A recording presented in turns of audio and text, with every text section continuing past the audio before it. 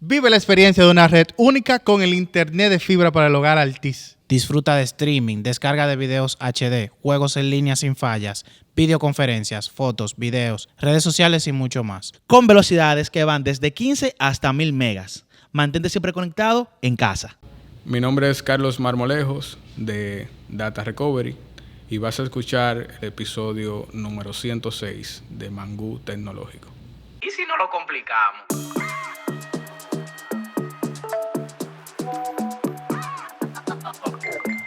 Tú sabes, tecnología.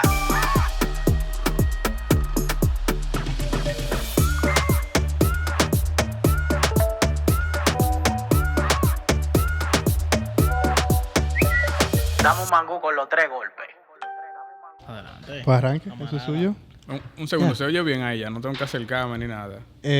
¿Tú te sientes cómodo ahí donde tú estás, verdad? Sí, estoy bien. Yo ver si el audio está chévere y eso. Tranquilo, yo me encargo. Iron Man, tú viste. Exacto. De una vez.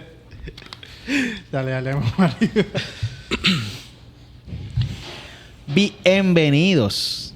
Ok, de nuevo. Bienvenidos. Vamos. Bienvenidos a un nuevo episodio de su podcast favorito, Mangú Tecnológico. Donde hablamos de tecnología sin complicaciones.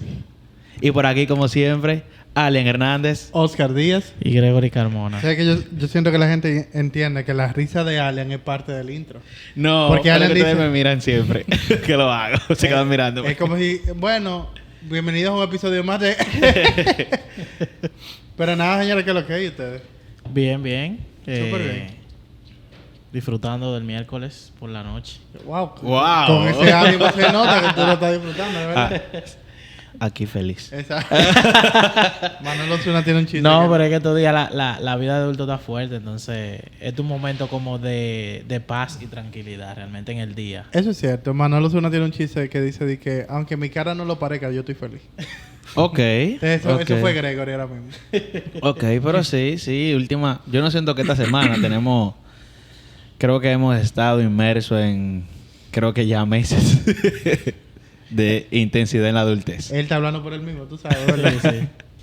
Lo que pasa es que no lo puedes poner aquí. No. Pero nada, señores. La intención de este episodio realmente... Yo siento que yo estoy voceando. La intención de este episodio realmente nace porque hace poco, bueno, no hace poco, sino hace unos meses, ustedes tal vez no se dieron cuenta, a Mangú le pasó un bobo. Y el bobo es que nosotros tenemos la información almacenada en discos duros. Tenemos copias en la nube y todo ese tema, pero el archivo vivo está dentro de discos duros. Y un día, editando los videos, el disco duro dijo, ya yo no puedo más. Y ¡No aguanto más! no aguanto más. Cuando Oscar vio eso, dijo: ¡Oh, no! Entonces bonito. el disco duro dijo, ya yo no aguanto más. Y no encontrábamos la información. O sea, no se veía la información. Y... Tú deberías ponerte la conversación de WhatsApp cuando tú lo avisaste. avisé por Como, el grupo. señores, está vacío. Estaba- Está vacía la carpeta. Sí, porque yo creía que era mentira y yo entré y puse el disco duro. Pero nada, el punto es que bajo esa situación que nos sucedió, se nos ocurrió investigar sobre algunas empresas, si existían aquí empresas en República Dominicana que nos permitieran recuperar esa información. Y haciendo esa búsqueda coincidimos con nuestro invitado de hoy y con la empresa del invitado de hoy. Y nada, me permito presentar a Carlos Marmolejo, dueño presidente. ¿Cuál es el nombre más heavy que tú crees? No, como sea. Bueno, Todas las anteriores. Todas las anteriores. El que sabe, el que sabe. El que sabe. Es verdad, el que sabe, en verdad. Sí. El que sabe de Data Recovery. ¿Cómo tú estás, Carlos? Muy bien. Muchas gracias por la invitación. Contento de estar aquí, compartir con ustedes cualquier tema de interés del área. Y bueno, gracias por la invitación de nuevo. No, gracias a ti al contrario por venir aquí y conversar un poco con nosotros sobre este tema, ya que a nosotros realmente nos salvó el cuello, porque era un episodio o de lo que se perdió. Había uno de los episodios que era la segunda vez que se grababa, incluso. Pobre Adriana. Ay, sí. Y Oh my God. era complicada la situación. Sí. Y es una situación que nos pasó a nosotros, que pudiéramos tener conocimiento. Y es una situación que sabemos que le pasa, que le puede pasar a cualquiera. Ujú. Y que, bueno, tenemos aquí a Carlos por eso, porque sabemos que allá afuera hay muchas personas que pueden estar, o le pueden suceder, o no están exceptos de que le pase una situación como esta. Allá afuera no, al frente de ti hay una gente que le pasó eso. Exacto. Entonces es Eddie, que es Carlos. Vamos a hablar un poquito de ti primero, antes de entrar en detalle. O sea, ¿qué tú haces de lunes a viernes, de 8 a 5? Cuéntanos un poquito de Juega ti. vitilla, Juega vitilla. basquetbol. Aquí jugamos vitilla, ¿eh? ¿Eh? Ay, sí, jugamos una Claro. vez. Que Es cualquier verdad. cosa hacemos una liguita. Una liguita. Pero cuéntanos un poquito de ti, Carlos. No, bueno, yo básicamente, yo soy un workaholic, si lo pudiéramos definir de alguna forma, porque siempre, yo digo que a veces me preguntan, yo creo que soy como un emprendedor empedernido, porque me gustan los deportes, pero no practico deportes, si acaso voy al gimnasio o algo así. Y bueno, de 8 a 5 siempre estoy ahí en el laboratorio, básicamente haciendo las labores diarias. Y si tengo un tiempo libre, si hay ocio, siempre buscando qué se puede hacer con ese tiempo libre. Emprender algún proyecto nuevo o estudiar algo de tecnología que me interese. Yo trabajo directamente, digamos, 70% data recovery y el otro 30% haciendo las otras cosas que hay que desarrollar en el mismo proyecto. Claro, si trabajo con la página o si trabajo con la contabilidad o ocurriéndoseme cosas nuevas que se pueden inventar. Sí. Y bueno, tengo más cosas, pero básicamente me enfoco en eso. Igual hacemos labores de importación, bueno, una que otra cosa. Tú sabes que cuando Carlos dijo que a él le gustan los deportes, pero como que le gusta seguirlo y no practicarlo. Tú sabes, sí, pero fue porque a mí me pasó algo al revés. Estaba conversando con alguien sobre el fútbol. Entonces esa persona me decía como que jugaba fútbol. Soccer, el que no era americano, el otro. Ujú. Y le digo, bueno, mira, a mí me gusta el fútbol también. ¿Tú conoces a tal jugador? ¿Qué sé yo? No, ¿cómo tú no los conoces? Digo, es que yo no los yo los juego, pero no los sigo. Yo soy Gregory. Yo soy liceísta hasta la muerte. No te menciono 2 jugadores del Licey. Ay, no, yo con el Licey me quedé en el roster como del 2010. Yo estoy cuando era José Bautista y por ahí. Yo voy al- Ronnie Belial, Willy Ajá. Iván. Eso es lo que yo recuerdo del Licey. Yo voy al play a dar cuerda. Eso es lo único que yo voy a ver mi equipo ganar. ¿Pero qué deporte tú ves? Bueno, pelota básicamente. Ok. La final de la NBA, la Siempre. final del Ojo. MLB, eso es. Oigan el énfasis que Carlos está haciendo. La final de la NBA y la final de la... No es que él ve la temporada completa. Bueno, yo veo si el equipo que yo tengo varios, bueno, yo tengo un equipo que más apoyo, pero hay otros jugadores en otros equipos que me gusta verlos jugar. Y cuando el playoff, como que siempre yo comienzo como a ver con más frecuencia partidos a partir de los playoffs. Yo en temporada regular veo 2 partidos si acaso. Muy Y la raro, final, obviamente. Sí, ahí. Y eso hay que verlo. Claro. ¿Cómo te nace entrar a este mundo de tecnología? Y te lo digo porque dentro de la mesa, o sea, ¿qué edad tú tienes? Perdón. Yo 41. O sea, tú tienes mucho... Cuando nosotros empezamos a trabajar en tecnología, ya tú estabas muy avanzado. Probablemente en ese tiempo no había tantos recursos como hay ahora mismo. O sea, ¿cómo tú llegas a interesarte por la tecnología y tal vez no por otra cosa en ese momento? Bueno, digamos, la historia inició, yo tenía como 15 años, creo. Un tío político tenía una empresa en la López de Vega, se llamaba Dr. Viper. Ellos reparaban y vendían Viper y celulares. Que ya, bueno, ya los Viper ni se usan. Sí. Y mi papá me mandó allá como para que vaya calentando, haciendo algo. Pero previo a eso, yo sí había estudiado electrónica básica, electrónica avanzada, electricidad, algunos cursos de Infotec que mi papá me mandó. No, en la tarde yo no podía tener tiempo libre. Entonces, estudié electrónica en el colegio. O sea, ya estando en ese trabajo de Dr. Viper, yo salía del colegio, almorzaba ahí en el trabajo y bueno, trabajaba como de 2 a 6. Y ahí fue que me relacioné más con la tecnología, partiendo de ahí. Yo programaba los Viper, Hacía como de ayudante del técnico Ok. en el taller. Y avanzando en el colegio, dieron un curso de ensamble de computadora, como en el 99, en el 2000.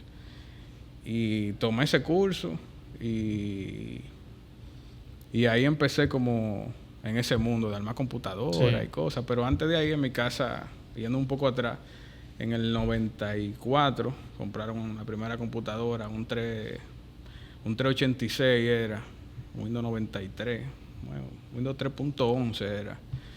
Y nada, como todo curioso, la formateaba, la dañaba, reinstalaba. Y bueno, ya en ese punto llegué ahí a tomar ese primer curso de reparación de computadora y ahí me distancié de la electrónica porque yo instalaba abanicos, reparaba televisores, yo hacía muchísimas cosas de esas. Tú resolvías, era eso. En esa época. No, y hago mucho cuento porque yo recuerdo muy bien que yo me volví instalador de abanicos de techo. Yo tenía mis 16 años, mi caja de herramientas, mi taladro. Y cuando eso mi papá me daba, qué sé yo, 5 pesos de semanal. Pero yo instalaba un abanico de techo y me pagaban 400 pesos. Y yo... Millonario. rico. En el colegio yo andaba con un billete y... En el colegio. A Carlos era que le pedían los Que le refrescos. pedían los jugos. Oye, Compraba la cada total y te rato, pedían los jugos. Un amigo de mi mamá, de mi papá, iba a comprar un abanico de techo. Y, no, ¿cuánto es? No, 400. Ah, no, porque vengo a instalar el sábado. Y yo iba y me ganaba esos 400 y eso era una cosa del cielo a la tierra. Entonces, llegó un punto ya como en el 95.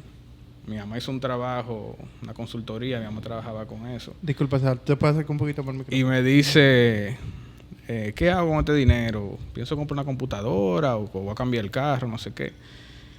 Y mi hermana y yo nos combinamos y le dije a mi mamá, dije, bueno, nosotros lo que creemos que debemos comprar la computadora. Cuando eso era que acababa de salir el CD-ROOM, y eso era una cosa, que venía una enciclopedia en un CD. En carta. En carta. Y había salido incluso la quemadora de... Creo que era, ¿Qué? 4X. sí, era 4 Era así. Y mi hermana y yo, como decía mi mamá, digo, oye, mira, no nos compré nada en este año, ni nada en verano, ni nada. Lo único que queremos es la computadora. Y nosotros entonces vamos a usar la computadora para producir algunos pesitos. Y yo recuerdo que el disco duro era de 8.3 gigas más o menos. Pero y como teníamos... Estaba duro. 8. Meme, una computadora fácil. con el tema 10 de la Cobraba 400 pesos, ¿no? de la quemadora. Fish. No, yo agarré y peiné todo el barrio por mi casa. Todo el que tenía un CD y hicimos backup de toda esa música. Y los domingos era pasadía en mi casa a 200 pesos grabar CD variado. Pero cuando eso nadie lo hacía, te digo que eso era muy raro. Y bueno, cuando se iba la luz se dañó el CD. A veces era la gente esperando ahí hasta que llegue la luz para grabar los CD. El asunto es que al final resultó ser algo muy bueno. En el colegio me mandaban a grabar CD y cosas. Y ahí fue que empecé como esa parte de negocio, digamos. Aparte de los servicios que yo daba de electricidad y electrónica.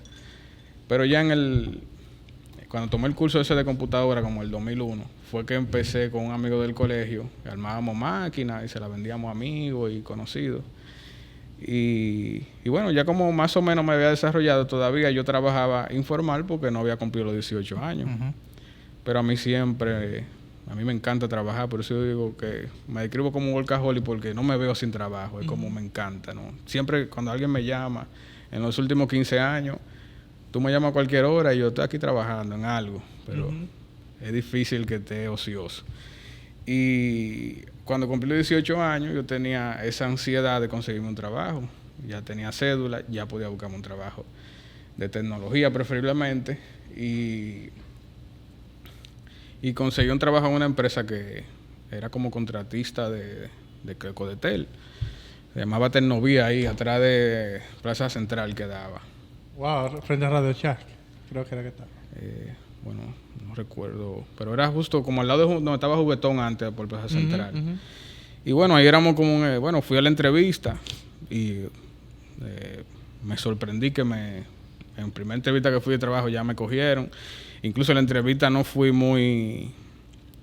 no acerté con todas las respuestas, pero le caí bien a la entrevistadora y me dieron el trabajo. Nosotros éramos como un equipo de técnicos que nos encargábamos de las avería técnica de Samanel en ese entonces, que era como una tienda de computadora famosa en esa época, y de Codetel cuando había que instalar el internet flash, que ahí fue como cuando salió, Sí. o cuando había una avería de internet. Bueno, ahí creo que duré como un año. Luego de ahí me pasé a otra empresa contratista, pero en otra empresa, en esta empresa la primera, ellos tenían como la guaguita que uno, eran el vehículo de la empresa, llegaba en la mañana, hacía todos los servicios, pero había otra empresa que te pagaban, ahí me pagaban un salario fijo, pero había otra empresa que te pagaban por servicio. No era un salario, pero tenía el atractivo de que ahí tú tenías que tener el vehículo. Entonces ya yo dije, wow, aquí que me voy a montar. Entonces en mi casa dije, no, consigo otro trabajo, pero tengo que tener el carro. Entonces ahí, tratando de que me compraran el carro en la casa, porque tú sabes que cuando uno es joven, eso es un cambio del cielo a la tierra. Sí. Y bueno, al final logré comprar un carrito, un Nissan Sentra del 87, recuerdo. Y bueno, conseguí ese otro trabajo en el Conde, era que había una señora que tenía un internet center y ofrecía como su servicio. El tema es que yo siempre me destaqué cuando era técnico, porque no solamente yo cumplía con mi labor, sino que en mi tiempo libre investigaba de qué era la DSL, HDSL, por qué, eran unos modems Cisco. Me puse a estudiar para hacer CCNA, todo eso, pero todo eso era para dar un mejor servicio en lo que yo trabajaba. ¿En lo que trabajabas? En el punto de que en esos lugares que yo estaba siempre era como el técnico de referencia. Me acuerdo un día que nosotros trabajábamos, era reemplazando los modems de internet flash, y había un día que no había un modem nuevo para salir a la calle. Pero ya yo sabía cómo se reparaban, me había puesto a investigar. Y ese día digo, no, pero ahí hay como 40 routers dañados, déjame ponerme a repararlo. Entonces los muchachos estaban contentos porque ese día no había trabajo. Yo me senté con mi laptop ahí, empezó a reparé 4, ok, se fue fulano por la calle, los otros. Y la jefa en ese entonces estaba maravillada conmigo, decía, no, pero que Carlos no puede estar sentado. Ese muchacho estaba aquí y ya de repente estoy mandando a los otros a trabajar por la calle. Igual en el otro sitio los casos más difíciles me lo pasaban y eso, ahí me destaqué en esa parte técnica. Y mi sueño era trabajar en el helpdesk de Codetel, como cuando tú llamas y que se me el internet y cosas, porque yo me sabía todo ese proceso, pero ese era mi sueño. Y yo recuerdo que fui un día y por el inglés, en el examen que ellos hacen de inducción, yo era muy malo en el inglés, no pude. Y no me aceptaron. Luego, por otra vía, volvieron y me hicieron una entrevista y ya ahí sí me aceptaron. Eso fue como en el 2001 o 2002. Pero ¿qué pasa? Ya en ese momento yo conocí fortuitamente lo que era eBay. Y ya yo estaba envuelto en ese mundo de vender piezas y cosas. Y yo veía que un disco duro de 40 gigas, no sé, me costaba $2,000, pero cuando yo lo veo en eBay, di que $14, no sé, no recuerdo los valores ahora, pero me resultó una locura. Y dije, no, pero yo me voy a hacer rico trayendo cosas de eBay y vendiéndola aquí.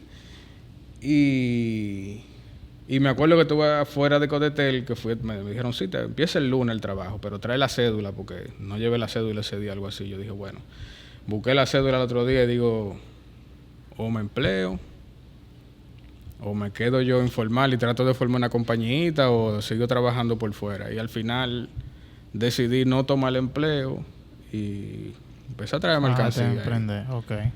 Y bueno, me pasé unos años en eso. Yo andaba con el reloj, o sea, pues tenía un papel que apuntaba cuando se acababan las subastas.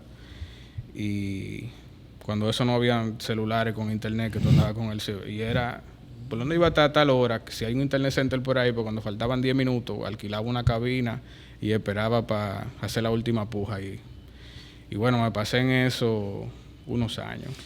O sea, tu negocio, o sea, en teoría era aprovechar el tema de las subastas para tú revenderlo luego aquí, las piezas. Sí, no, yo traía de todo, desde una memoria RAM, disco duro, board, lo que sea. Yo andaba en mi carro con 2 cajas llenas de mercancía y yo peinaba la ciudad entera, desde Herrera hasta la zona oriental, Megacentro, por ahí. Todo eso, a mí todo el mundo me conocía. Yo hacía mi ruta. Cuando tenía mercancía, no era ni llamaba. Yo voy a pasar por ahí, pero eso era tienda. ¿Qué tú tienes? Esto, lo otro. Y con los años, 2 o 4 años, me fueron conociendo en el área. Entonces ya llegó un momento que estaba trayendo demasiada mercancía que yo no podía salir con todo eso para la calle. Y por eso Te estableciste empecé a trabajar en la sala de mi casa. Y ahí yo tenía computadoras, reparaba y así fueron llegando más gente hasta el punto que mi mamá llegó un día que me dijo, no, ya tú te me vas de la casa, saca eso porque yo no quiero más gente llegando a todas horas, un sábado, y ese teléfono era ring, ring el día entero. Y nada, al final me tuve que ir. Conseguí un localcito cerca que era como una marquesina. Ujú. Y ahí sí me organicé, compré una vitrina, empecé a darle como forma de empresita, digamos. Sí. Todavía no estaba constituido. Pero sí, yo me destaqué, digamos. Yo vendía cargadores de laptop. Yo siempre tengo esa opinión. Hay veces que tú dices, no, yo voy a poner un negocio, voy a vender de todo esto. Yo digo, no, yo voy a vender nada más la masa, porque yo voy a vender otro tipo de cosas. Y ya yo tenía varios años trayendo de todo, pero en ese momento los cargadores, yo conseguí los suplidores, tenía los clientes, porque ya yo conocía a todo el que vendía piezas de laptop, que tenían talleres, le preguntaba qué tú necesitas, yo hacía mi lista. Y me dediqué unos años que nada más vendía era cargadores. Y te diste bueno vendiendo cargadores. Yo tenía 52 modelos de cargadores de toda la laptop y si salía una nueva, lo tenía. Bueno, me dediqué a eso, después vendía pantalla de laptop, después toda la pieza de la laptop, que flex, que batería, que entonces yo estaba ahí. ¿Qué pasa? Yo siempre vendía disco duro. Yo recuerdo que yo compraba el enclosure, que era la cajita, y el disco ID lo armaba y lo vendía como un disco externo. Cuando eso se empezó a usar lo que eran los emails masivos, nosotros le compramos, o sea, le pagamos a una gente que nos explicara cómo se hiciera, o montamos un servidorcito y nosotros mismos mandábamos el email masivo. Ofrecíamos el servicio de email masivo, pero la idea era vender los discos. Y eso se vendía en esa época. Pero cuando tú dices email masivo, el servicio de... De enviarte el correo. Como publicidad. No, de tener el servidor y ustedes mandan mucho correo al mismo tiempo. Correcto, ¿sabes? Pero para ti o para... O sea, Para mí clientes. y para otros. ok. Ajá. Era como anunciar, o sea, era como anunciar lo que Sí, tu como un servicio. servicio de publicidad. Ajá. Y Tú sabes... Perdón que te detenga ahí. Lo que pasa es que yo tengo muchas preguntas que hacer en todo lo que tú has comentado. Y le voy a robar una frase a Charles Hood de que vamos a ir de atrás para adelante. Porque no quisiera como volamos unos puntos de la historia. ¿Tú estudiaste en la academia en algún momento determinado? ¿En la universidad? bueno, sí, yo terminé el colegio, me apunté en APEC, en Electrónica y Comunicaciones. Ok. Pero ¿qué pasa? Que tuve un problema que el colegio donde yo terminé era un bachillerato comercial. Ahí no te daban álgebra ni nada de eso. Cuando yo llego aquí a estudiar electrónica y comunicaciones, el cálculo, la química, la física y todo eso me partieron en la universidad. Y al final... Macabe estaba por ahí en AP en esos tiempos. No, el primer semestre yo quemé 3 materias. El primerito. Que uno va con todo el ánimo. Con toda la cosa. Pero nada, al final creo que duré un par de años en esa carrera. Después me cambié a informática. Me iba muy bien. Pero después terminé estudiando administración. Duré mucho, duré 10 años en APEC. Y nada, todo eso también es porque como siempre estaba trabajando, a veces... Claro. Pero por eso es que te hago la pregunta. Sacaba la balanza de... Me pasaba el día entero trabajando y cosas y había que enfocarse en los negocios. Es tú que había que sabes. conseguir Cuando dinero, después uno señor, ve hay que dinero, mantenerse. Y precisamente por eso te hacía la pregunta, porque todo lo que tú has explicado que has hecho de entender, parecía una persona que empíricamente decidió que eso le gustaba, o sea, no solamente se quedaba o no se fue por el camino de la academia y empezó a trazar una ruta solo, o básicamente era una persona que tenía una ansia de tener un negocio como tal. Entonces ahí paso a la segunda pregunta. Tú decías que cuando tú estabas, que tú querías formar parte de Heldes de Codetel. Sí. Si tú me lo preguntas a mí, yo digo, si tú me preguntas, Oscar, ¿cómo tú te ves de aquí a 5 años? Yo te digo, bueno, como director de qué sé yo cuánto, de tecnología. Pero me parece que aunque querías emprender, tú querías siempre estar muy pegado a lo técnico. Tú no querías tener otra... Oye, yo de que tenía 16, en los muchachos por el barrio, yo decía que yo iba a tener una tienda de computadora.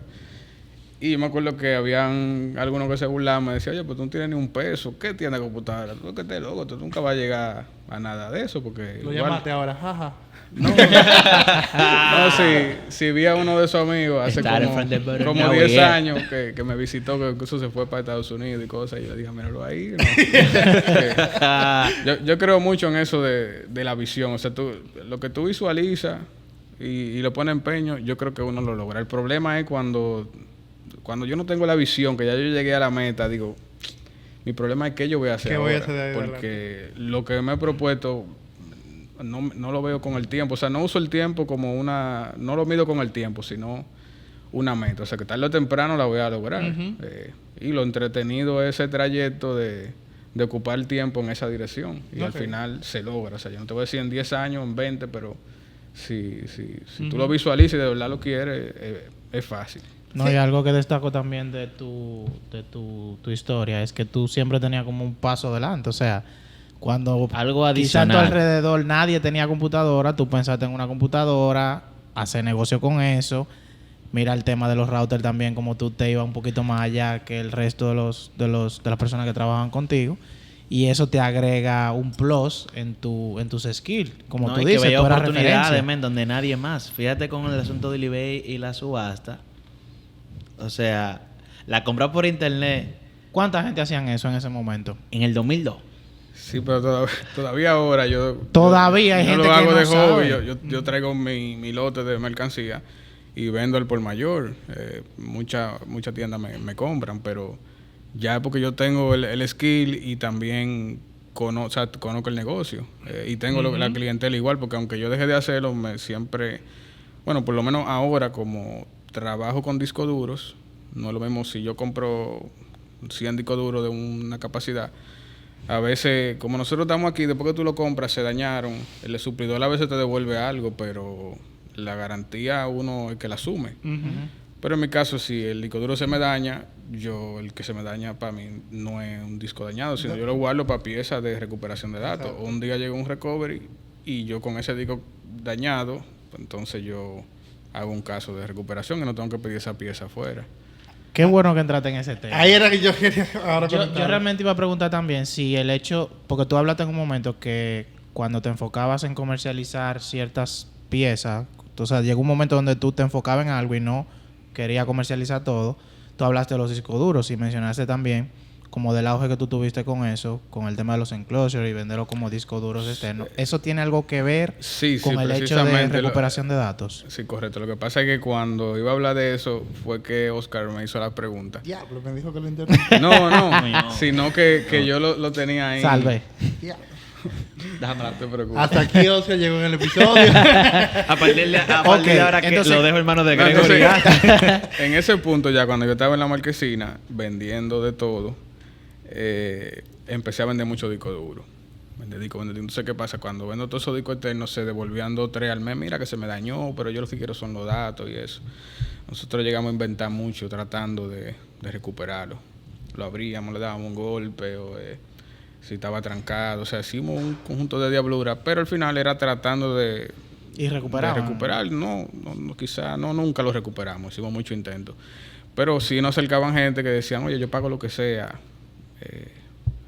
Búscame a alguien. No sé, llamaba a no, que hay un muchacho. O sea, el asunto es que cuando ya se decidía a mi cliente, no, que el muchacho, hay un muchacho que lo recupera. Al final no aparecía el muchacho o no se solucionaba. Al final era como un mito que había alguien que resolvía eso. Y recuerdo que hubo una ocasión, un amigo del área, Raúl Ruiz, me dice, no, pero que tengo un cliente que quiere recuperar los datos, que paga lo que sea. Yo entonces me puse a investigar y veo más o menos lo que cobran para hacer un recovery. En esa época vi que eran como $1,000, algo así. ¿Estamos hablando de qué año? Eso 2009, 2007, 2008. 2008. Y... $1,000 en ese tiempo. No, entonces... Dinero. Pero yo ahora digo, son un dinero. Ahora un dinero. no, como quiera. Sí, dinero. Yo digo, oye, si yo... Entonces busco en eBay, como yo era un eBay Master, busqué hard drive repair, no sé qué, busqué alguna cosa. Y me encontré un stand que es donde uno pone el disco cuando lo va a desarmar. Pero mi primera impresión es que eso era lo que se necesitaba para uno reparar los discos duros o hacer la recuperación. Eso costaba como $500. Y digo yo, No, pero aquí está el negocio, o sea, Ujú. voy a comprar esta herramienta y veo que son $1,000 por el recovery y digo, oye, al mes si llegan 30 casos, y digo, no, ya aquí, la loto. Y yo soy muy curioso, y no solamente muy curioso, sino me arriesgo mucho, o sea, no tengo mucha... no lo pienso mucho. Ujú. Entonces investigo que el fabricante de la herramienta está en China. Contacto a los chinos. Veo que es una empresa de eso, que venden cosas de recuperación y dan entrenamiento y todo eso. Y nada, dije a la China, no, mandame una cotización de todo lo que se necesita para yo recuperar datos y el entrenamiento, todo. Me mandaron mi cotización, me trae crédito ahí de una vez. Pues yo en 2 meses yo estaba ya para China, me iba. Te fuiste para China. Y lo más interesante que es que yo había viajado como a los 12 años, porque mi papá tiene una agencia de viaje, había ido a Cuba una vez, a una gira, una cosa. Pero también tenía ganas de montarme en un avión. Yo no tenía visa ni nada de eso. Y yo llegué ahí 5 veces para que me dieran visa americana. Pero en ese entonces no. Yo lo más que quería era viajar. Más que... Claro, quería hacer eso, pero igual ya pedía mucho de China, el asunto de los cargadores y piezas del acto. Y también tenía planeado visitar un suplidor para crear una mejor relación. O sea, después le voy a contar de eso, pero nada, calculé, me fui por... La única forma de un dominicano ir a China en ese entonces era... Uno se iba por Punta Cana, de Punta Cana se iba a un aeropuerto en Alemania, el aeropuerto de Schiphol, que es como de tránsito, que no hay que tener visa, y de ahí para China. Entonces nada, pagué todo, o sea, compré todo y me fui. Ahí duré un tiempo junto con otro grupo de neófitos estudiando, pero yo no sabía nada. Y ahí entonces gasté un dineral, compré todo lo que ellos me dijeron y yo pensé que sabía algo cuando volví. Eso fue en septiembre de 2009, por eso yo digo que ahí fue que yo empecé la recuperación, porque aunque no fue cuando ya yo supe, pero dije, bueno, ahí fue cuando tomé la decisión de hacerlo, claro. De hacerlo.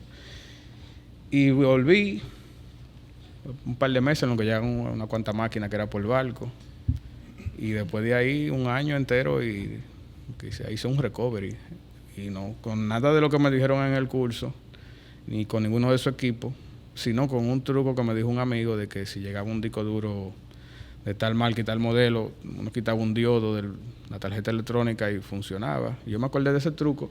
Yeah. Y con eso cobré, me acuerdo, un cliente de Santiago, 12,500 pesos. Pero ya yo tenía un año pagando mi préstamo de todo eso. Y yo hasta como 1 año y 4 meses yo me estaba arrepintiendo. Digo, yo no debí meterme en esto porque el capital lo pude haber usado para seguir trayendo piezas y estaba arrepentido, pero ya tenía medio pie adentro y ya había que darle para allá. Entonces uno de los contactos que yo hice en ese viaje me dice, no, pero que yo le explico, mira, no he logrado nada, no sé qué. Me dice, no, pero que esos chinos te quitaron los cuartos, porque esas no son las herramientas que se usan ni es nada de eso. Eso es como un kindergarten que tú cogiste. Y yo digo, bueno. ¿Qué kindergarten? Entonces él me dice, no, tú tienes que tomar otro entrenamiento. Yo puedo ir allá y explicarte más o menos lo básico y búscate, qué sé yo, cuántos 1,000 euros. Yo digo, bueno. Yo no lo pienso 2 veces. Digo, no, ven. El amigo vino, me entrenó como por un mes, me puntualizó muchas cosas. Y ahí, después de ahí, fue que yo empecé a hacer dinero, digamos, de la recuperación, a realmente entender qué era lo que pasaba. Eso fue en el 2009. Como en 2010 y medio, más o menos. Entonces, en el 2011, fui otra vez a China, a otro congreso que hubo de recuperación. Y ahí se hice más relaciones. Incluso los mismos chinos fueron que organizaron esa... Pero los mismos chinos... Los mismos chinos que dieron el curso, porque igual ellos tienen su parte del mercado, aunque no son buenos en eso en los inicios, sí tienen, incluso ahora existen y tienen muchas soluciones. La empresa se llama Salvation Data. En ese entonces, en el viaje que fue en el 2011, sí hice muy buenos contactos, que los mantengo, o sea, buenas amistades que las mantengo hasta hoy, que sí me indicaron el camino porque ¿qué pasa? En el mundo de la recuperación de datos, todavía hoy, en el 2024, yo empecé en el 2009, todavía hoy no hay una universidad, no hay una academia, no hay una estructura de que tú te decidas, ahora voy a hacer eso, pues te va a dar 50,000 tropezones a menos que alguien te guíe. Y ahí sí empecé a tomar los entrenamientos que son... fui a tomar los entrenamientos que son y bueno, a emprender el camino real de lo que se necesita para recuperar. Y fui entonces tomando, bueno, esos entrenamientos y amplié el conocimiento para así dedicarme a eso full, digamos. Luego de, no sé, tratando en el orden cronológico, luego de que salí estuve en la Marquesina y llegué a un punto que no cabía ahí. Tenía que colocar la máquina de recuperación y eso, no había espacio. Entonces tuve que alquilar otro local bien cerca, ahí por la Independencia.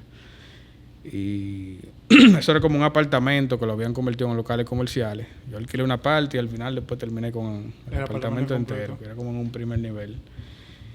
Y ya ahí sí la cosa empezó a tomar forma. Ahí comenzó a valer la pena el primer viaje. Bueno, más o menos, porque sí, todavía incluso yo continuaba entrenándome, pero sí habían ya empresas que se estaban interesando en el servicio. Quizás, no sé, por algo que yo había hecho, una publicidad que mandé por correo. Y una pregunta. Yo, ahora cada vez que yo interrumpo a Carlos, pienso en que él me va a echar un boche de que yo lo interrumpa. No, ahorita, en 10 minutos, Carlos, no lo puedes decir porque Oscar me hizo la pregunta. Exacto. Cuando tú dices... Tengo dos preguntas. ¿El tema del garaje fue porque eso era lo único que había o por un tema específico? Te lo digo porque hay una teoría de Silicon Valley donde han nacido cada una de esas empresas, Hewlett Packard y todas esas empresas, que hay una teoría del garaje. Ey. Y no sé... ¿Tú escuchaste lo que él dijo? No dijo HP. ¡Guau! Niveles. Entonces, no sé si eso se debe a esa teoría de uno buscar el karma dentro del garaje, trabajando con hardware directamente, o fue porque era lo único que había.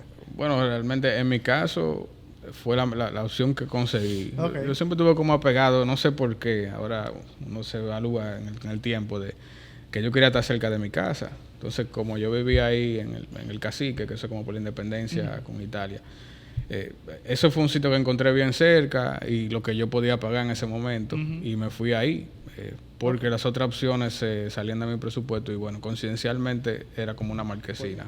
Lo mantiza la historia. Tú dices, no, yo me mudé en un garaje porque tú sabes, pensando. Y justamente la Marquesina me inspiró a poder seguir la visión. Exacto. Claro, porque y si después se hace una serie, una película. Hay que romantizar la historia. Claro. La otra pregunta que te quería hacer era, tú comentaste de que las empresas se fueron interesando en lo que tú hacías. Y vemos que no había mucha gente que recuperara datos. Cuando tú dices que se fueron interesando es porque ellos se quitaron la venda y decían que cuando se le perdía la información podía haber alguien que lo recuperara. Bueno, no, mira, realmente hubo una empresa, un banco que me dio la oportunidad de ver si yo le recuperaba la información. Entonces me llama el encargado de TI del banco y me dice, mira, soy yo, fulano, del banco tal, y yo veo una publicidad tuya ahí de que ustedes recuperan datos. Yo quiero saber si es verdad, a ver si es verdad que ustedes lo recuperan. Tengo un disquito, me mandó una foto y me dice, yo te lo voy a mandar, te voy a poner a prueba. Vamos a ver si es verdad o si es un anuncio que tú tienes. Eso es aquí, que ustedes lo hacen, no sé qué. Quizás la política que tenía el banco era que no podían mandar eso fuera por asunto de, imagino, confidencialidad. Decían, no, tiene que ser local, si no, no. Incluso él me contó después que los casos anteriores, si no, antes de que yo estuviese, simplemente se desechaba, se perdía esa data. Porque esa opción de enviarlo fuera no era opción, porque el banco valora mucho su información. Y bueno, me envían ese primer disco y por suerte lo recuperamos. Entonces ya ellos dijeron, óchale, recupera. Me mandaron 2 o 3 más y al final también lo recuperamos. Ya después, como el cuarto disco, no, ven, para que hable a que formalicemos. Y bueno, recuerdo cuando me mandaron un auditor que había las instalaciones y cosas, certificar de que funcionaba. Yo mismo me hubiese descalificado 50 veces porque yo no tenía la presentación, digamos, que amerita o para tú ofrecer el servicio, para tocar esos datos tan valiosos. Ujú. Pero no sé si por suerte o diosidencia, como dice la gente, pero era un amigo mío de infancia que trabajaba en esa posición y, o sea, realmente nunca le pedí ningún favor coyuntural. Pero se dio la oportunidad. Se dio la oportunidad y cuando vi que era él me sentí un poco más relajado, pero al final me dieron la oportunidad y hasta el día de hoy todavía mantengo relaciones con la institución. Pero eso fue el primer paso, porque ya ahí sí me mandaban un trabajo constante y yo tenía como un ingreso. Además de que sí me empezaron a llegar de otros sitios. Ahí fue como que arrancó, digamos. Eso fue como 2012 más o menos. Ok. Y ya, puedes continuar donde te interrumpí a partir de aquí. Ya. ¿Te mudaste al apartamento? ¿Cogiste el apartamento completo? oh, sí, ya. Entonces ahí todavía continuaba. Tenía la tienda de pizza de Lato y también el Data Recovery. Hacía las dos cosas simultáneas.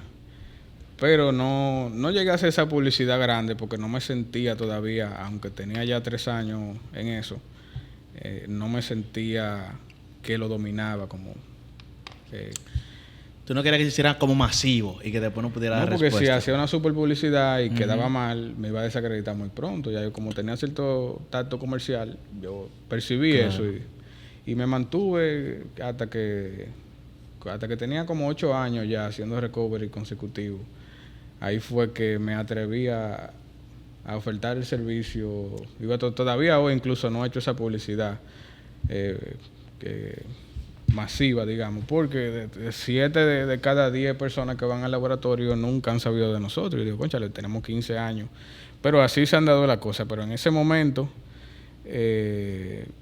sí continué ofreciendo el servicio. ¿Y qué pasa? Me llama un amigo y me dice, mira, ponte la pila porque hay rumores de que puede haber una compañía que se meta en eso, no sé qué. Y yo dije, bueno, pues entonces lo que tengo que hacer es mudarme por un local mejor, para que tenga una mejor presentación. Y me terminé mudando ahí frente a la cervecería, en un local más grande. Y bueno, rediseñamos todo eso, dándole un look más formal, digamos. Ya no tenés la cochera. No, ya no. Y ya ahí incluso... Ahí es la cochera. A los pocos meses ya incluso eliminé por completo los servicios y demás que yo ofrecía de computadora, porque yo reparaba laptop, reparaba PC, vendía piezas de laptop, piezas de PC, todo eso, pero en ese punto dije, oye, ya los ingresos que tengo en el recovery son considerables, voy a eliminar para enfocarme de lleno en el recovery. Entonces me quedé ya en ese local, ahí sí empecé a trabajar exclusivamente en recuperación de datos. Eso fue como en el 2013 y desde ahí hasta el día de hoy sí no me he detenido. Ya ahí sí hice todo el entrenamiento, todos los cursos y continué entonces el desarrollo. Luego nos mudamos como en el 2018, ahora donde estamos, en Galería de Naco. Pero ese más o menos la historia. Es el trayecto. Y una pregunta, Carlos. Cuando hablamos de recuperación de datos, ¿nos limitamos simplemente a discos duros o podemos hacer recuperación de datos de otro tipo de dispositivo de almacenamiento? Bueno, nosotros realmente la recuperación de datos no puede decir que abarcaría todo lo que sea un dispositivo que almacene información, que por una razón u otra se perdió el acceso a la data. Y hay no solamente disco duro, puede ser disco duro, disco SSD, una memoria SD, micro SD o un iPod o cualquier dispositivo. Un teléfono móvil. ¿Un teléfono podría ser un celular? Bueno, sí, nosotros ofrecemos el servicio, pero realmente desde marzo del 2020 hacia acá se ha tornado difícil. Antes, si tú tenías un BlackBerry, se dañó con un martillo, nosotros quitábamos el chip de data, lo leíamos con un lector especial y te podíamos recuperar información, pero de marzo de 2020 en adelante ya viene con una encriptación de fábrica, lo de Samsung y lo de Apple ni se diga, que yo puedo sacar el chip de datos, leerlo, pero la encriptación que tiene el aparato, o sea, la encriptación que trae de fábrica no me permite descifrar la data. La única forma ahora mismo de recuperar de un un Android o igual de un iPhone sería quitando el chip de datos, comprando un celular nuevo, le pone entonces el chip y cuando el celular prenda va a tener lo mismo que tenía antes. Igual si tú lo tienes bloqueado, ahí tienes que desbloquearlo. Eso es un proceso que, o sea, nosotros no ofrecemos ese servicio. ¿Por qué? Porque los equipos que se requieren para tú poder hacer ese tipo de microsoldadura, que comparado con la cantidad de clientes que vienen en un año, no es rentable. Entonces yo realmente, por eso no ofrecemos ese servicio. Sí lo refiero, cuando alguien me pregunta, digo, mira, en Polonia, no recuerdo el nombre ahora, pero lo tengo ahí apuntado, te indico dónde lo hacen, pero que tú tengas una idea, son 800 euros más el equipo nuevo. Cuando tú lo llamas, tú dices... Tiene que ser muy importante la información. Sí, ahí aparece el cliente que sí, que quizás lo han enviado. Yo le mando el link, pero tú lo piensas y dices, oye, voy a pagar 50,000 pesos por la foto que están aquí. Por una foto. Pero a veces si son hay que ver qué foto hay. Si una conversación de WhatsApp, que tú me debes 1 millón y... Exacto. Exactamente. De que ahí te el acepto. O aprobado. Claro. Sí, entonces incluso yo cuando es así ni me involucro, sino que le doy el contacto directo para que el cliente... Porque tú empiezas con gasto de envío, un conjunto de cosas, pero sí se puede recuperar. Siempre se puede, lo que no todo el mundo lo hace. Incluso yo pertenezco a una comunidad de 80 y pico de expertos en el mundo en el área. Y uno se ayuda. Si no puedo resolver algo, lo refiero. Claro. Pero siempre los temas son similares. ¿Te iba a preguntar? Sí, porque hemos hablado desde el inicio, hemos mencionado mucho la palabra recuperación de datos. Pero yo siento que sería interesante que tú pudieras, aunque suena obvio, explicar qué es una recuperación de datos y yo como usuario, ¿cuándo puedo identificar que necesito ese tipo de servicio? Incluso complementando eso que Alan acaba de decir, tú mencionaste algo muy clave, que es perder el acceso a la información. Exacto, por eso fue la pregunta. Exacto, porque pareciera ser que no es que se pierde. Y pudiera ser obvio en la conversación, ¿verdad? Pero creo que la palabra clave que tú diste de perder el acceso, cómo funciona toda esa parte y bueno. O sea, de forma que quien nos escucha puede identificar cuándo requiere este tipo de servicio. Sí, bueno, pongo diferentes escenarios. Puede ser eso, que simplemente se perdió el acceso a la información porque usted conecta el disco duro o el celular no prende o la memoria no se reconoce, ya inmediatamente se pierde el acceso. No hay otra forma la forma tradicional ya tuve que no funciona. Ese es el primer punto ahí. Puede ser también que sean ya unos datos que tú hayas eliminado de forma accidental o que se haya formateado. Esos son los posibles escenarios. Y bueno, hay diferentes métodos bueno, si el usuario convencional, si usted conectó su disco duro y tiene un ruido extraño, es como si fuera, como dicen los médicos, si tú notas algo extraño en tu cuerpo, ya tú vas al médico. Igual, tú ves que está funcionando de forma incorrecta, o si es un disco duro y se cayó, tuvo un impacto, le cayó agua, y por alguna razón ya la computadora no lo reconoce, entonces ahí lo ideal sería no utilizarlo y sí llevarlo al laboratorio. Okay. En caso de que tengas datos valiosos, porque si no, si tú lo que tienes son 2 películas, tú te puedes poner a jugar compra otro, si ese ya no funciona. Y bueno, sí es bien importante. Hay un tema que yo siempre lo tengo pendiente, que es lo informático y los encargados de TI. A veces tienen esa presión, digamos, del gerente o sea, tú estás como encargado de informática de esa área y ellos entienden que tú tienes que resolverlo todo. No, mira, se dañó la computadora de tal sitio. Tú vas a la chequea como un técnico, ves que el disco se dañó y el jefe te dice, no, resuelve. Tú eres informático, tú eres ingeniero. Y eso de la recuperación de datos no te lo dan a la universidad, aunque tú hagas 20 maestrías, porque eso todavía es un tema que no está en el pensum integrado. Entonces, muchas veces, por esa presión que recibe el informático, termina haciendo intentos de cosas que no maneja y termina complicando más el proceso o imposibilitando la recuperación. Hay unos software por ahí. Sí, puede ser el software o que lo abren el disco, unos famosos videos de YouTube que te indican cómo se hace. Y ese cable rojo. No, y muchas veces se torna... No lo cortes. No lo desconecté. ¿Y si lo desconectaste? Sí, oye, no lo desconecté. Y tú, mierda. Y si lo desconecto, no lo vuelvo a conectar. Tú sabes que... Esto es lo que hay. Lo que pasa es que Gregory no ha visto ese meme. Yo lo he visto. Es verdad. Claro. ¿Y por qué no te reíste? O sea, me estoy riendo, pero Oye, no lo de- me estoy riendo Pero tú carcajada, pero yo lo vi. estás hoy muy para adentro porque iniciaste de que... ¿Cómo fue? De que relajado. Pero la cara... No vuelvo a hacer otra cosa. La risa por dentro. Entonces... Bueno, los casos más comunes es que yo conecto... Yo tengo un disco duro externo, tengo... Bueno, mi disco duro externo, o una memoria. La conecto y yo estoy acostumbrado a que la carpeta se ejecute, que abra, pum. Películas. Si yo hago eso y no sale, yo tengo que salir Sí, corriendo. muchas veces el mismo sistema operativo te dice ahí redundancia cíclica. Si es Mac, te muestra error de disco. O sea, ya en ese punto, lo ideal, si tienes información valiosa, es llevarlo al laboratorio, porque en la mayoría de los casos lo que se puede es complicar. Entonces, por eso yo digo, si son datos valiosos, que tú sabes que tú duraste 2 meses escribiendo un libro, preparando un proyecto, material audiovisual, formación de una base de datos, de un sistema de facturación o cualquier dato que tenga un alto valor, que son horas y horas de trabajo para producir eso. Lo mejor es no arriesgarte, sino tratar de llevar la solución. O sea, no te pueden dar una solución. De eso nosotros es lo que recomendamos. Es lo que recomiendan. Ok. ¿Y tú crees que esa propia que fue la que nos dice a nosotros? Incluso Gregory fue el que cuando el disco duro de nosotros se dañó, Gregory me dijo, no lo volvamos a conectar.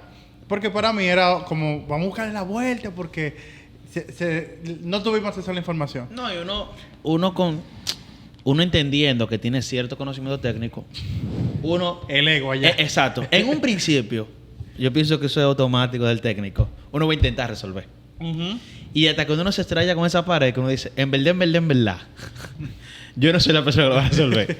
Tú lo intentas y a veces uno puede, entonces, como tú mencionas, Carlos, complicar más el trabajo entonces de un laboratorio como el que tú tienes. Sí, bueno, los casos, digamos, se dividen en dos tipos de casos, digamos, generales. O es una falla lógica o es una falla física.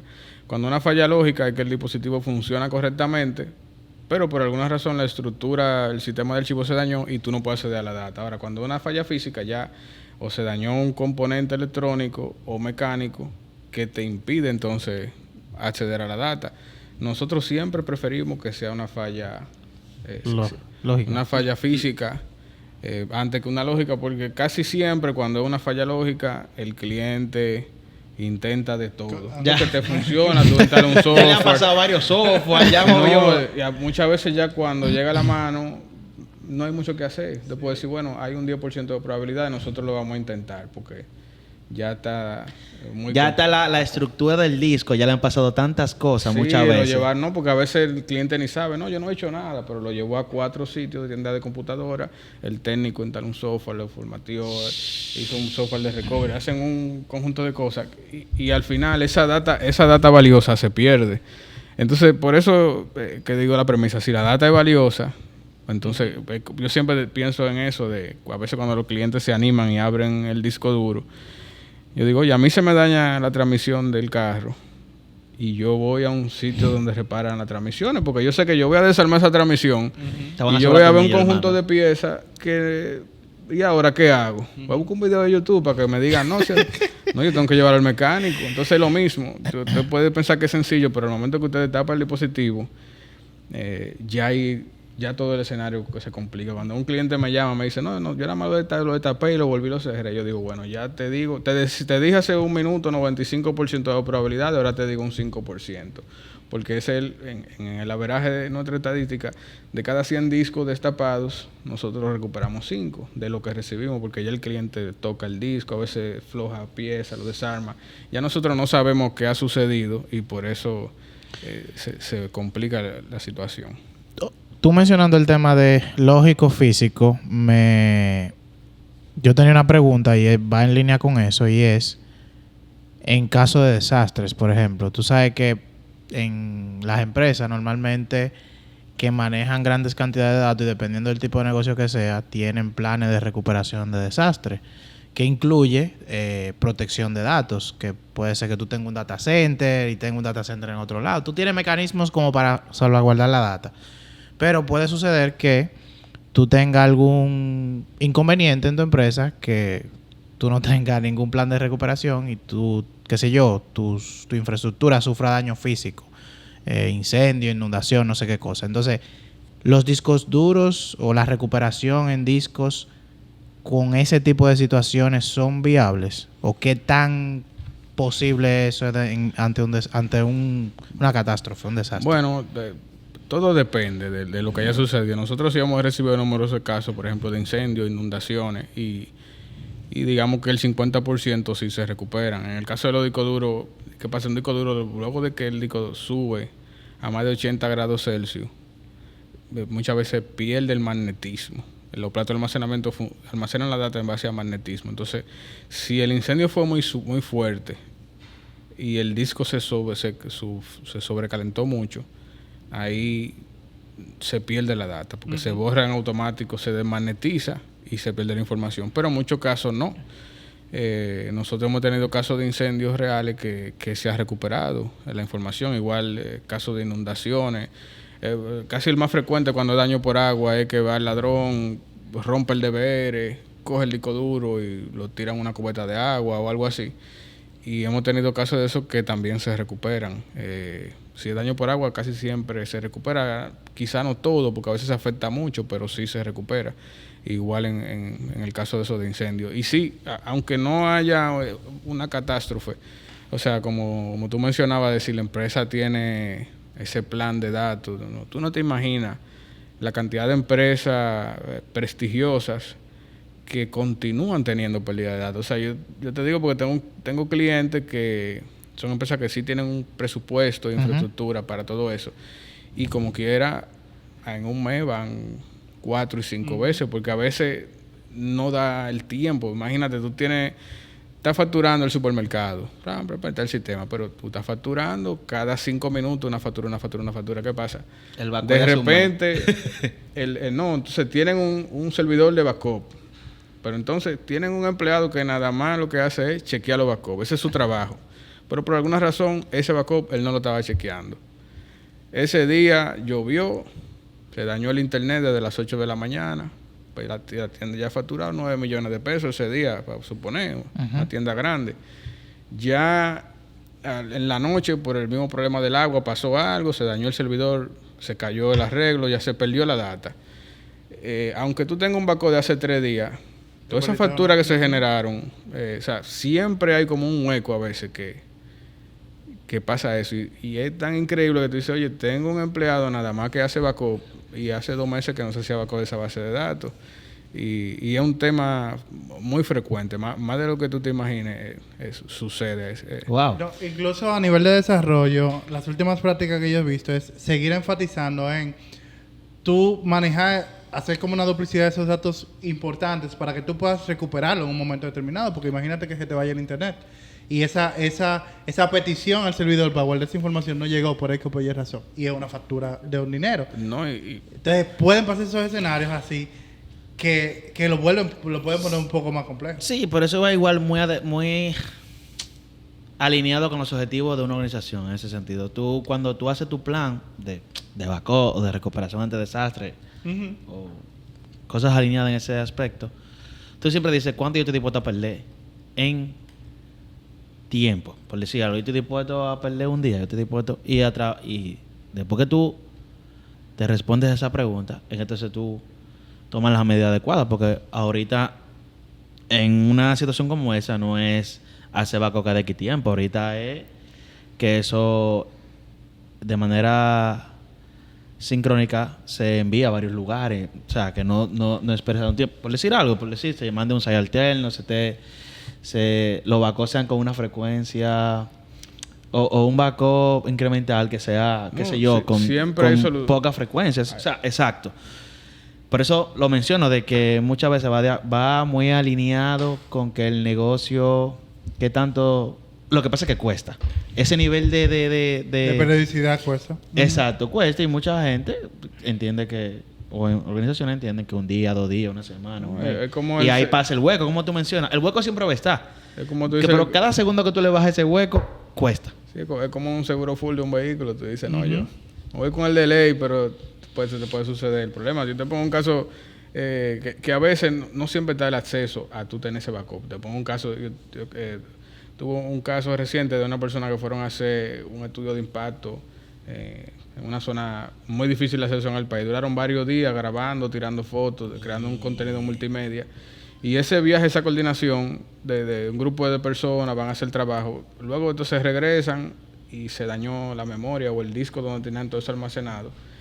Y es un asunto que donde ellos se encontraban no podían subirlo a la nube porque no había conexión. Y cuando salen se dañó el dispositivo. Bueno, se intenta recuperar, pero y ahí se pierde. Igual, a veces me ha pasado temas que son una película entera. Ya la tenemos guardada en ese disco y lo que estamos esperando es para editarla. Se dañó el disco duro. Qué locura. No, yo hice el comentario a nivel corporativo, porque como en el ejemplo, una persona que está viendo los backups, obviamente es tu caso ahora del Intel, obviamente hay mucho menos opciones para resguardar la data. Tú sabes que hablábamos ahorita de que existen dos formas básicamente de que se dañen los discos duros, o lógica o física.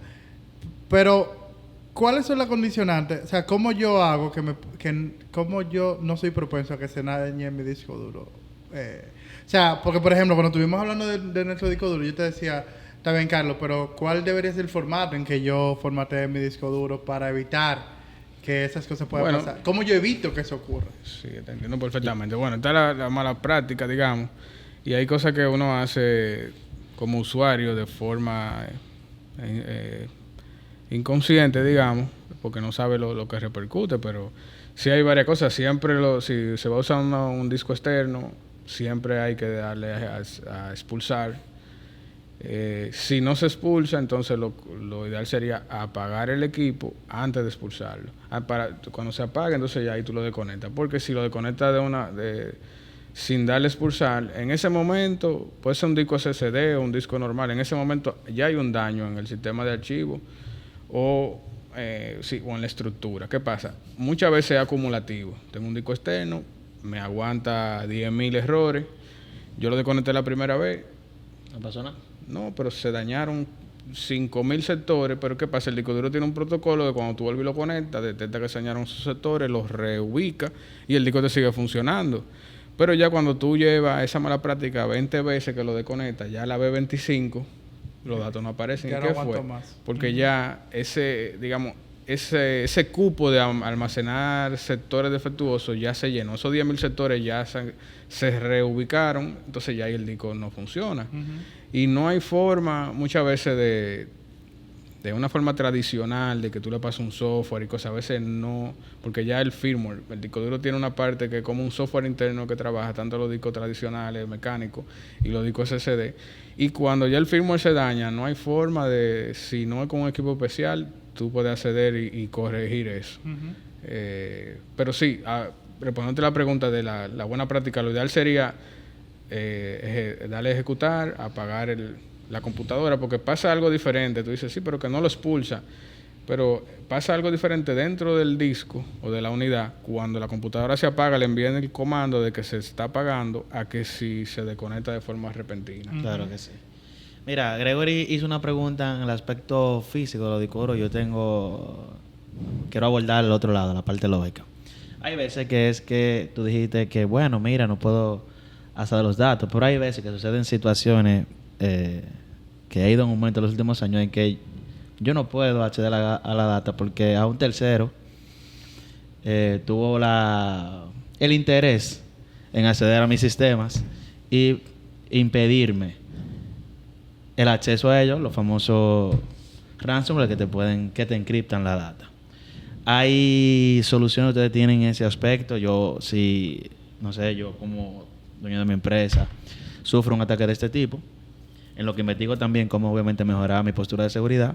Ya tengo la data encriptada. ¿Eso es posible recuperarse? ¿Es posible yo ir a un laboratorio como el tuyo y resolver esa parte? ¿O tengo que pagar? Bueno, sí, es un caso, digamos, común. Desde el 2014 en adelante que crecieron los ransomware. Ujú. Es un tema común y sí, nosotros hemos manejado numerosos casos. Disculpa, Carlos. Sí, hemos manejado numerosos casos. Hay un 30% de los casos que nosotros logramos por nuestros métodos desencriptar la data y tener un resultado positivo. Quizá a veces no podemos desencriptarlo todo. A veces si está enfocado en una base de datos o imágenes o videos, a veces solamente se puede desencriptar cierto tipo de archivo. De todas formas, los casos que nosotros no manejamos, sí trabajamos con una empresa europea que se especializa en la desencriptación de ransomware. Que cuando no podemos, siempre lo que tratamos es de ser parte de la solución cuando alguien tiene una pérdida de datos. Y si nosotros no podemos, bueno, pues buscamos la vía. Sí, es costoso. Te digo, de 100,000 pesos hasta casos de 1,5 millones de pesos hemos tenido que se han recuperado. Lo que igual la parte de pagarle al estafador, al ladrón, es siempre una opción.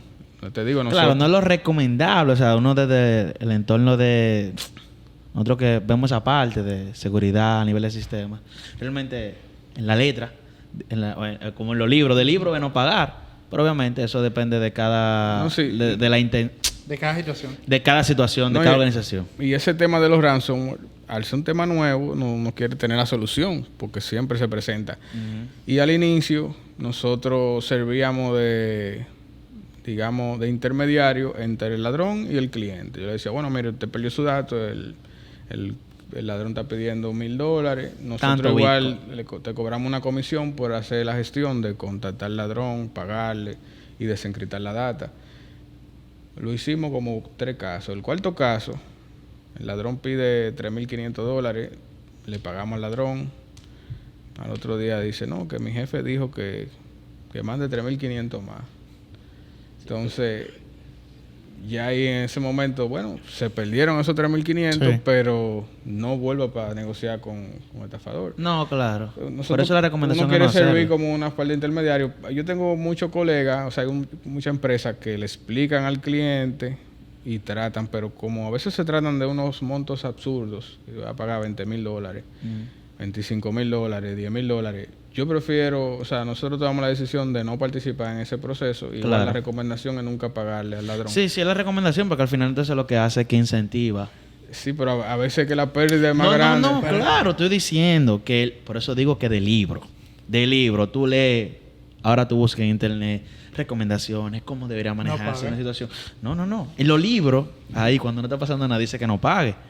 Obviamente, eso depende del valor que tenga la data encriptada y el impacto que tenga en la organización que le sucedió. No, pero igual, si a alguien le ha sucedido, casi siempre sale. Hay una página que se llama No More Ransom, que ellos van liberando la solución del ransom, pero eso casi siempre pasa 1 año y medio, 2 años después del ransom. Después que el ransomware hizo un par de casos heavy. Ahí tienen. Y ya ellos están fabricando otro. ¿No? Allá ellos se financiaron con ese. Y ellos están fabricando otro mientras le sacan crear el ransomware, eso es bien fácil. Eso está en la D-Web. Lo que... incluso yo he tenido casos que yo sospecho que puede ser hasta alguien, un interno que fue que hizo que causó y todo eso. Pero claro, es una simple especulación. Sí, claro. Pero sí, pero tú lo piensas a veces que... O sea, me interesa este comentario. ¿Tú entiendes que a veces ese interno es de manera intencional o no intencional, simplemente que accedió a los lugares incorrectos? No, intencional. Okay. ¿Qué pasa? En el tiempo yo he conversado con, digamos así, 1,500 ladrones de ransomware. Yo siempre por curiosidad mando el mensaje, cuánto cobran, eso. Y creo que son norcoreanos, rusos, algo así, pero ya hay un perfil, digamos, de respuestas y de diálogo, que ya eso es casi siempre así. Pero cuando uno nota que es algo diferente, es un entusiasta. Se le siente el tigueraje, sí. Exacto. Sí, Ok. Y una pregunta, Carlos. Con el tema de la recuperación, ¿hay algún reto a nivel legal con el tema de los datos, la protección de datos o el cuidado, la confidencialidad?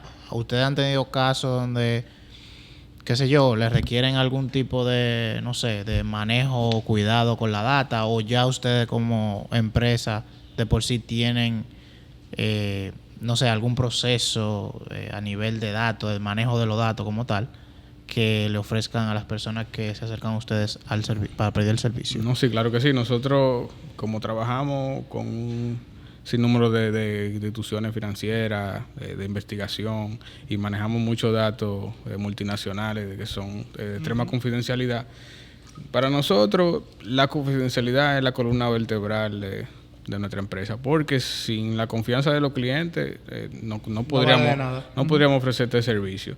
Si contamos con un seguro legal en caso de que haya algún percance que le pueda dar cierta tranquilidad a nuestro cliente de que podamos tener esa protección legal para responder en base a un evento fortuito. Sí. Pero sí, hasta el día de hoy, casi con 15 años ofreciendo el servicio, nunca hemos tenido ningún tipo de escape de datos. Y para nosotros es algo de mayor importancia. Igual, siempre se firma un contrato al ingreso de cada caso donde se pone por escrito el tema de la confidencialidad. Uh-huh. Igual, contamos con un contrato extendido de confidencialidad que puede ser de 5 a 10 años, dependiendo de la necesidad que tenga el cliente. Si llega un cliente que tiene esa necesidad, pues entonces nosotros le facilitamos el otro tipo de contrato que se puede notarizar y todo eso, que le puede brindar más tranquilidad, digamos. Sí, porque me imagino que, o sea, puede acercarse usted de un mangú tecnológico, como puede acercarse a una institución financiera, una institución, no sé, policial, gobierno, y entiendo que el servicio no se limita a un solo tipo de público, y ahí tú puedes tener como que ese pequeño reto de que te digan, bueno, ¿cómo tú manejas mis datos que yo voy a poner en tus manos? Entonces, qué bueno que ustedes sí igual trabajan esa parte y le pueden dar la confianza a las empresas en ese sentido. Pero sí, de todas formas, de forma interna, los datos siempre se encriptan, se graban con una contraseña que se cambia periódicamente. El acceso no es muy fácil, digamos, a la data, pero sí, para nosotros es lo más importante, digamos, la confidencialidad. Eso, como le dije, la columna vertebral, nosotros dependemos de eso, de mantener esa cultura de estricta confidencialidad. Tú sabes que ahorita tú mencionaste de que no hay una universidad donde tú puedas estudiar eso. Si hay alguien que esté interesado en poder emprender en ese mundo de recuperar disco duro, o sea, ¿cuál tú crees que debería, ya que tú lamentablemente tuviste que pagar tu viaje a China, pagarte mucho dinero, el préstamo y todo eso, ¿cuál tú crees que debería ser ese learning path, ese camino de aprendizaje para que la gente pueda aprender eso? Bueno, ese tema en el mundo de la recuperación de datos lo es todavía hoy, como era cuando yo empecé. Todo, o sea, por eso no hay un know-how, porque para alguien determinar cómo recuperar tal o cual dispositivo, y se empleó horas y horas, y es un mundo de secreto, digamos. Por eso no hay o sea, yo por eso yo te digo, tú puedes tomar todos los entrenamientos que hay ahora en el mercado y comprar todas las herramientas. Pero cuando tú vas a la acción, va a poder resolver quizá un porcentaje bajito, 20, 15% de los casos. Uh-huh. Porque es más la práctica y el aprendizaje, la experiencia continuo. Pero sí, yo realmente esa parte me la reservo porque realmente investiga, busca en internet y esté atento a las redes porque posiblemente en los próximos 18 meses muy probable nosotros mismos estemos ofreciendo la capacitación. Mira, qué bueno que primicia aquí. Claro que sí. Y puede estar seguro de que cuando llegue ese momento van a aprender de la mano de vasta experiencia y trataremos de dar un buen entrenamiento. Pero sí, de todas formas, sí le digo que Hay centros de entrenamiento en Estados Unidos, en Europa y en Asia, pero eso también es otro punto que me imagino que todo lo que están en Latinoamérica, si no tiene una visa europea o de Estados Unidos o ese presupuesto, porque fácilmente en un entrenamiento de 15 días, tú gastas lo que cuesta una colegiatura en INTEC, un ejemplo. Lo que te cuesta la carrera entera, tú lo vas a gastar en 15 días. Entonces, por eso no es... creo que Oscar me comentó el otro día que por qué... O sea, que quizá... ¿Por qué no había más empresas de recuperación de datos? Realmente hay que invertir mucho tiempo en estudiar, en adquirir el conocimiento. Hay que tener mucha práctica y aparte de eso hay que invertir mucho. No tanto en los equipos como en el entrenamiento. Pero eso, le comento, en una semana fácilmente de entrenamiento, con ese dinero tú te pagas 4 años en una universidad privada. Entonces... no es tan sencillo. Sí, no es tan comercial, no es tan... Déjame tomar esa vía. No hay costo efectivo porque tú... Es lo que está diciendo Carlos. O sea, una colegiatura de una carrera completa... Invitado al micrófono. Tiene que estar muy interesado realmente o tener los recursos para poder involucrarte en ese mundo de la recuperación de datos. Pero más que eso es la visión. Si tú realmente lo visualiza y va por ello, pues mañana tú puedes también claro que sí hacer lo mismo. Sí. Señores, yo creo que súper interesante. Y sí. denso, como que yo mismo aprendí cosas también. Que yo creía que sabía, pero no. Y sé que también los que están del otro lado de la cámara, de la pantalla, se van con un contenido bien nutritivo, con informaciones súper interesantes. Gracias, Carlos, de verdad, por venir aquí y compartir con nosotros toda esta información. Yo sé que, al igual que nosotros en algún momento, sé que por allá afuera hay mucha gente que quizás tiene la necesidad de recuperar datos, tiene alguna situación con algún disco duro, algún dispositivo. Y qué bueno que tú viniste a compartir esa información con nosotros hoy para que el público sepa de lo que ustedes están haciendo hoy en día. Venga, una información esperanzadora. Tú sabes, y bueno, parte de grabar este episodio es que la gente conozca, que nos escucha, que hay opciones, que sí se puede hacer algo. Entonces, es esperanzador, man, porque de primera mano no te darlo por perdido. Tú sabes que tiene, aunque es un 5% de probabilidad, pero tiene un chance de... Con nosotros tiene un 95% de probabilidad siempre que tú no hayas destapado el dispositivo, lo hayas formateado y hayas escrito datos sobre él. Y darle a ejecutar, a expulsar en la computadora es importante. No, yo lo hacía. ¿Qué tú te insinuando? ¿Que fue Oscar que dañó el disco de nosotros? Yo digo que es importante. Yo lo hacía. Es una práctica que requiere un poco de paciencia. Yo estoy en el disco duro. Pero yo no... Ey. No. Pero ¿Quién mencionó tu nombre? Sí, Gregory. Okay. No, pero tú lo estabas mencionando desde ahorita. Porque tú me miraste con lo que dijo el comentario. Yo lo que hacía el comentario ahorita porque... y Carlos lo respondió. Puede ser un sinnúmero de cosas. Por ejemplo, ese disco duro que nos pasó. Tuvo un primer episodio cuando lo compramos que pasó lo mismo. Esa situación que nos pasó 3 veces ya. Antes de llegar ese día, lo que pasa es que ese día sí o sí teníamos que recuperar el episodio. Pero lo bueno de este episodio yo siento que nos permite saber que sí se puede hacer algo y como en qué caso más o menos identificar, porque hablamos de falla física, hablamos de falla lógica, identificar, eso nos permite identificar como técnico y bueno, como no técnico también, si estás escuchando esto, gracias. Sabes que hay opciones en ese aspecto. Carlos, ¿cómo las empresas, personas que estén interesadas en el tipo de servicio que ustedes dan puede encontrarlos, contactarlos? Sí, perfecto. Bueno, yo quería resaltar en ese sentido de que, bueno, nosotros nos especializamos en la recuperación de datos de disco duro, disco SSD, cualquier tipo de disco en general.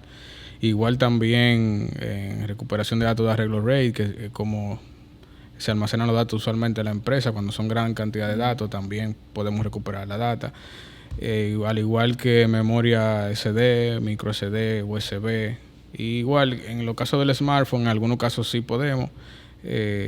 casi todos los servicios usted solamente paga si se recupera la información, luego incluso de validar la data. En algunos casos se requiere de partes cuando son daños físicos en los discos duros, y ahí sí quizás requiere un pago adelantado que cubre el costo de la pieza, pero en general los servicios son, usted solamente paga si se recupera y paga al final.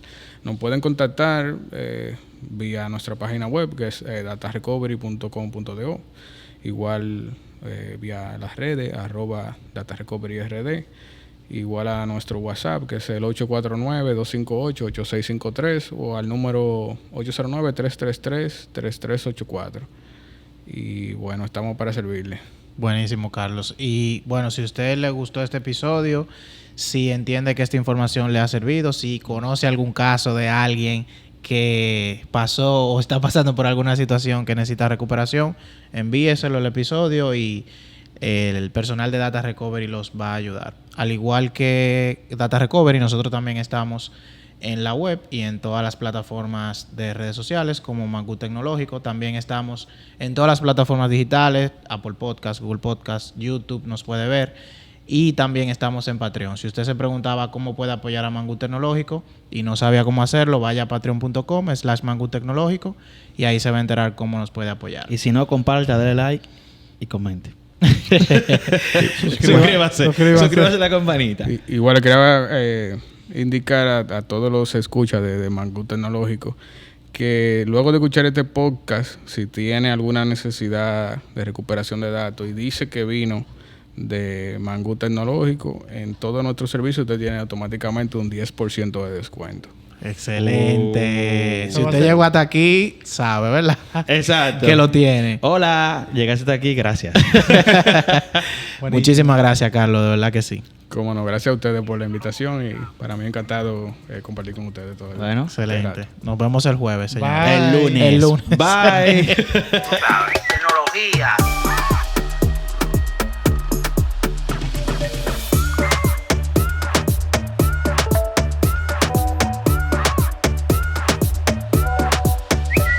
Damos mangú con los tres